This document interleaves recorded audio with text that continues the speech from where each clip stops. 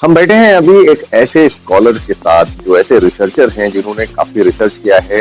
Youth icon है India में ये, और इन्होंने पॉलिटिक्स को लेकर काफी बात करी है, और खासकर मुस्लिम समाज के लोगों के लिए जिस तरीके से ये अभी लगातार फाइट कर रहे हैं, बता रहे हैं कि उनकी भागीदारी राजनीति में क्या होगी, पॉलिटिक्स में क्या होगी। यानी भारत में एक बड़ा वर्ग कहा जाता है अल्पसंख्यक में, जो सबसे बड़ी संख्या है वो मुसलमानों की है। और मुसलमानों के लिए बात करने के लिए हमारे साथ मौजूद हैं मौलाना सैयद काब रशीदी साहब, जो स्कॉलर और रिसर्चर हैं। आइए उनसे बात करते हैं।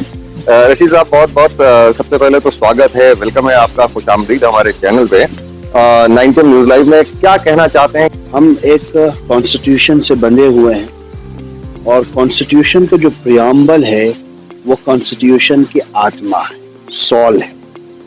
और कॉन्स्टिट्यूशन के प्रियम्बल की जो पहली लाइन है वो कहती है कि we the people of India, हम भारत के लोग। यहाँ पर धर्म, जात, पात, रंग, नस्ल, इसकी बुनियाद पर कोई निर्णय नहीं किया जाएगा, बल्कि एक सामूहिक भारतीय नागरिक होने के कारण जो भी फैसला होगा संविधान की नजर से वही किया जाए। जहां तक धर्म संसद की बात है, मैंने तो उसको देखा है, मेन स्ट्रीम मीडिया उसको कवर कर रही है। उसमें जो लोग जिस भाषा का उपयोग कर रहे हैं वो तो हिस्ट्री शीटर की भाषा होती है। क्रिमिनल, राष्ट्रद्रोह जो होते हैं, एंटी नेशनल जो लोग होते हैं, ये उनकी भाषा होती है। अब ये देश को तय करना है कि उन्हें ऐसे लोगों के साथ जाना है, उन्हें गोडसे के साथ जाना है या गांधी के साथ जाना है। तो ये उन लोगों के लिए भी एक चिंता का विषय है जो भारत के लिए भविष्य में एक अच्छी दृष्टि रखते हैं, एक अच्छी राय रखते हैं। ये उनको भी चेताने का एक माध्यम है। और वहाँ की जो सरकार है, उस सरकार के जो मुखिया है, जो कॉन्स्टिट्यूशन की शपथ लेकर के संविधान के शीर्ष पद पर बैठे हुए हैं, अगर वो ऐसे नकारात्मक व्यक्ति के पैर छू रहे हैं तो हमें तय करना पड़ेगा कि हम अपनी राजनीति को किस दिशा में लेंगे। आपको जिस तरीके से भी मुसलमानों का जो स्टेटस है राजनीति में, भारतीय राजनीति में, खासकर उत्तर प्रदेश में आप देख रहे हैं, अभी विधानसभा चुनाव होने वाले, हमने आपसे बात करी कि 2022 में चुनाव आ रहा है। क्या मुसलमानों को उस तरीके का फुटेज मिलेगा या मुसलमानों को तरजीह दी जाएगी? धर्म की राजनीति पे जोर इसलिए लगाया जा रहा है कि जो पिच तैयार की गई है उस पर गेंद फेंकी गई तो वो बॉल ने उछाल नहीं लिया, विकास नहीं हुआ है। अभी जो बिल्कुल करंट आंकड़े हैं उसमें अगर देखा जाए तो देश के अंदर 10% लोग ऐसे हैं जो देश की 57% इकोनॉमी पर काबिज है। मात्र 1% लोग ऐसे हैं जो देश की 22% जो देश की इकोनॉमी है उस पर काबिज है।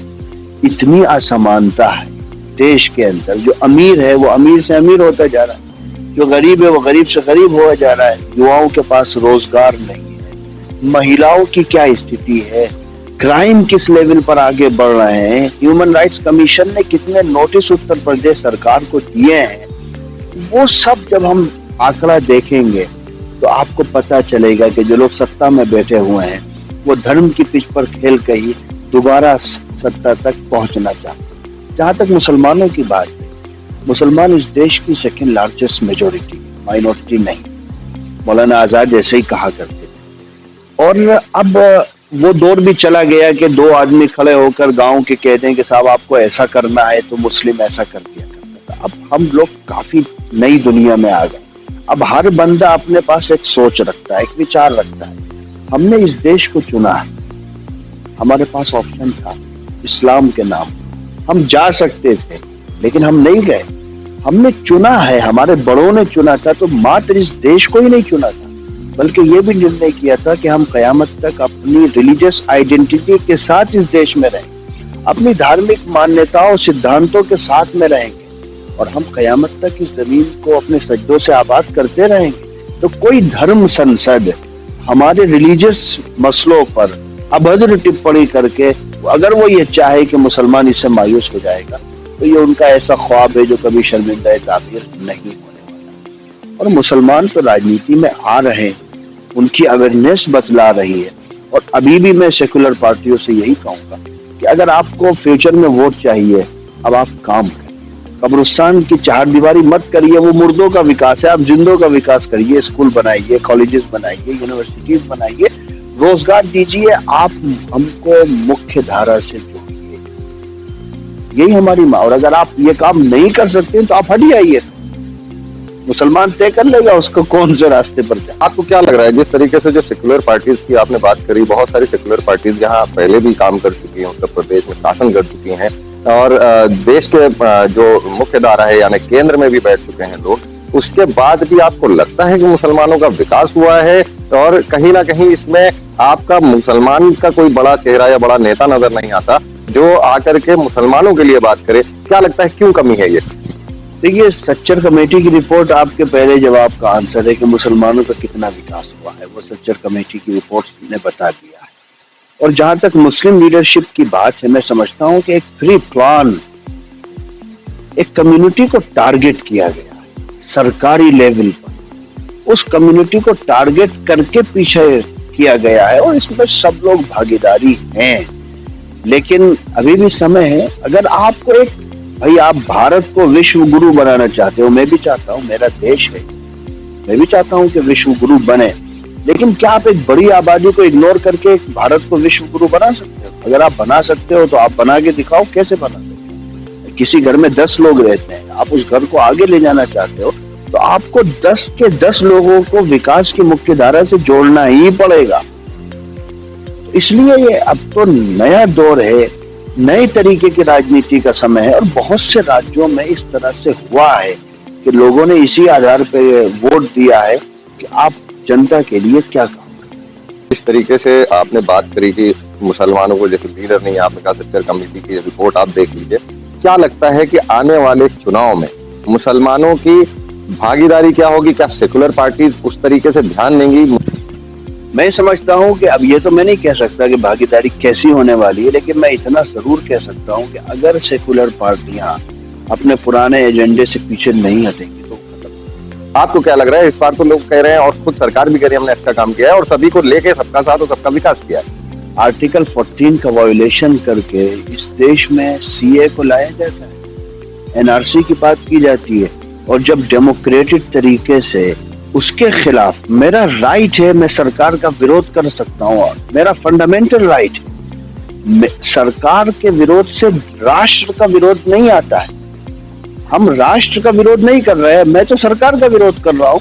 तो आपने देखा नहीं है कि बाईपास करके लाया गया सीए को, फिर पार्लियामेंट से कहा गया कि हम इस देश के अंदर एनआरसी लाएंगे। क्या आर्टिकल 14 का वायोलेशन नहीं था ये? उसके अलावा जिस तरीके से संवैधानिक चीजों को खत्म किया गया, अभी अल्ताफ का केस हुआ, आप हास्यास्पद चीज है कि छोटी सी टोटी से लगाकर कोई आदमी फांसी कर लेगा। कौन सा जनपद ऐसा है जिसमें मुसलमानों के साथ वो मामला नहीं किया गया? मैं तो ये आपसे मुख्यतः यही कहना चाहूंगा कि मुसलमान मुद्दा नहीं, मुद्दा है विकास, मुद्दा है रोजगार, मुद्दा है महंगाई, मुद्दा है बिजली। मुसलमान तो मुद्दा ही नहीं है, हम मुसलमानों को मुद्दा ही नहीं बनाना चाहते, क्योंकि 70 साल में यही तो हुआ है ना। अब थोड़ा सा लाइन चेंज करनी होगी और जो राजनीति का केंद्र होना चाहिए वो केंद्र होना चाहिए कि हमने जनता को क्या दिया है और अगले 5 साल में हम क्या देने चाहिए। बात से एक बात निकल के आई कि आपको क्या लगता है कि कौन सी सेकुलर पार्टी सही है या जिसको आप कहेंगे कि आप इसके साथ जाएं मुसलमान? नहीं, देखिए, मत करना ये हर आदमी की अपनी व्यक्तिगत स्वतंत्रता है, इस पर मैं नहीं कह सकता कि आपको किसको वोट करना है, ये आपका अपना राइट है, आप किसी को भी कर सकते हैं। और मैं ये भी नहीं कह सकता कि कौन सी पार्टी वो काम करेगी। मैं इतना जरूर कहूंगा कि जो भी सो कॉल्ड पॉलिटिकल पार्टीज हैं इस देश के अंदर, अभी आपने देखा होगा झारखंड के मुख्यमंत्री, मैं उनकी पार्टी की विचारधारा क्या है वो उसको बहुत ज्यादा नहीं जानता हूं, लेकिन उन्होंने लिंचिंग को लेकर के कानून बनाया है और उन्होंने कहा है कि हम उस कानून में उन्होंने ये प्रावधान रखा है कि अगर लिंचिंग होती है तो उम्र कैद तक की सजा रखी है। इसको लागू करना चाहिए जितनी सेकुलर पार्टी है, जिन जिन राज्यों में सरकार चला रही है। लिंचिंग शब्द 14 में आया या 2002 में आया या आफ्टर 2014 आया, ये विषय नहीं है। विषय यह है कि अगर लिंचिंग हो रही है देश के अंदर तो क्यों हो रही है। अगर राजस्थान में भी हो रही है और किसी सेकुलर पार्टी की हुकूमत है तो जवाबदेह है वो, क्यों हो रही है।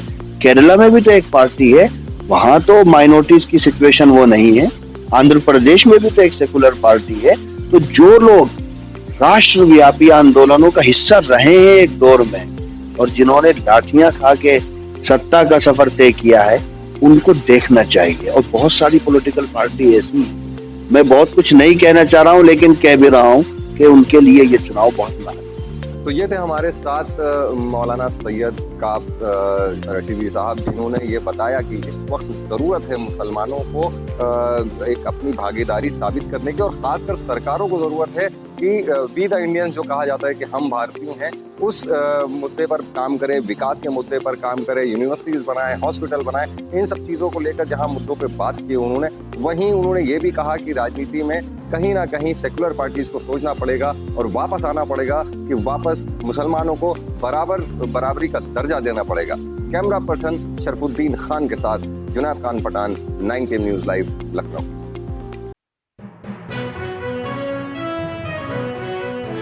9 PM न्यूज, हम दिखाएंगे झूठ को सच का आईना। सच के लिए देखते रहिए 9 PM न्यूज।